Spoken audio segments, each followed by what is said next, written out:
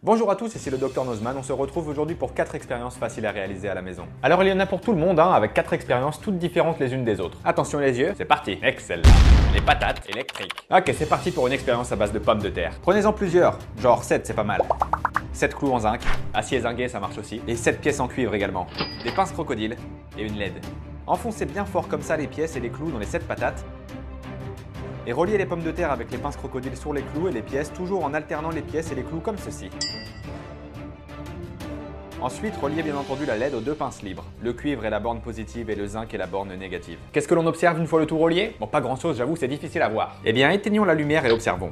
Eh oui mon petit pote, la LED est allumée. Et ça c'est parce que chaque patate c'est comme une petite pile si vous voulez. Toute seule elle ne produirait pas assez d'énergie pour allumer la LED, mais lorsque l'on en branche plusieurs en série comme ici, elles produisent assez de courant pour que la LED s'allume. Grâce au zinc et au cuivre, il y a ce qu'on appelle une réaction d'oxydoréduction. Et le sucre de la pomme de terre permet de transmettre les électrons. Les courants s'additionnent fournissant assez d'énergie pour allumer la LED. C'est fantastique. Le verre collé. Prenez une assiette plate, un verre, des allumettes et du sopalin.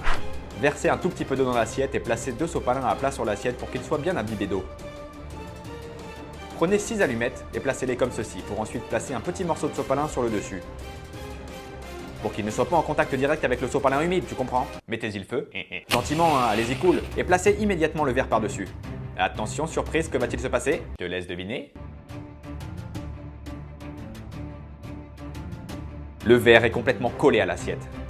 Intéressant, n'est-ce pas? Excellent! Quand le sopalin prend feu, l'air à l'intérieur du verre se réchauffe et se dilate. Quand le sopalin s'éteint, à l'inverse, l'air se refroidit. Cette réaction laisse un vide d'air à l'intérieur du verre et augmente la pression. À l'extérieur, l'air va vouloir combler ce vide, mais l'eau à la base du verre empêche l'air de rentrer grâce à ses propriétés d'adhérence et de cohésion. L'adhérence, c'est le fait que l'eau puisse s'accrocher aux autres matériaux. Et la cohésion, c'est le fait que les molécules d'eau s'accrochent entre elles. Ces deux propriétés rajoutées à la pression augmentée vont alors créer une espèce de soudure complètement hermétique qui fait que le verre reste scotché à l'assiette. Intéressant. Et facile à refaire, ça me plaît.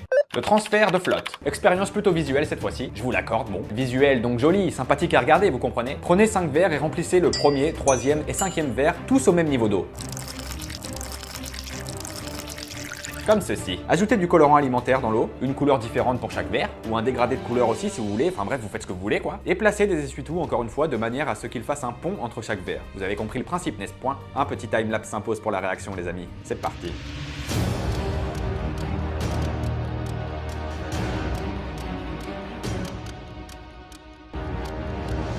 La densité des liquides. Chaque liquide a son poids. Pour un volume donné, par exemple, chaque liquide ne pèse pas le même poids. Oui. Du coup, pour cette cool expérience, prenez de l'huile, de l'eau, avec quelques gouttes de colorant, du liquide vaisselle et du sirop. Allez hop. Étant donné que chaque liquide possède son propre poids, densité, eh bien le plus dense qui est le miel va directement couler au fond.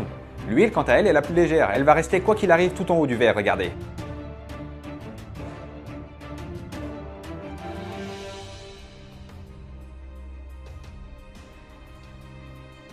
Ça donne la possibilité de faire ce genre de très joli mélange, n'est-ce pas? Et voilà la partie la plus cool de l'expérience. Si vous prenez un des liquides qui se situe au milieu et que vous en remettez, il va traverser les liquides déjà présents pour retrouver sa place. C'est dû à son poids et au fait qu'en versant gentiment les liquides, ils ne vont pas se mélanger. Ils sont non miscibles en somme. Premier exemple avec le liquide vaisselle.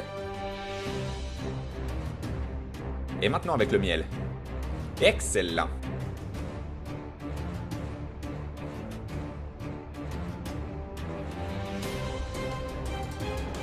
Merci à tous d'avoir suivi cette vidéo. Dites-moi dans les commentaires quelle expérience vous a le plus plu. D'accord? Surtout, n'oubliez pas de me mettre un pouce en l'air, de partager cette vidéo sur Facebook, Twitter, les réseaux sociaux, etc. C'est le plus important. Merci. N'oubliez pas de vous abonner à la chaîne. Tu cliques ici, paf, et t'es abonné. C'est gratuit, c'est cadeau. Je vous donne rendez-vous comme d'habitude sur la page Facebook, Twitter, etc. Et quant à moi, je vous dis à très bientôt car la science n'attend pas. Oui?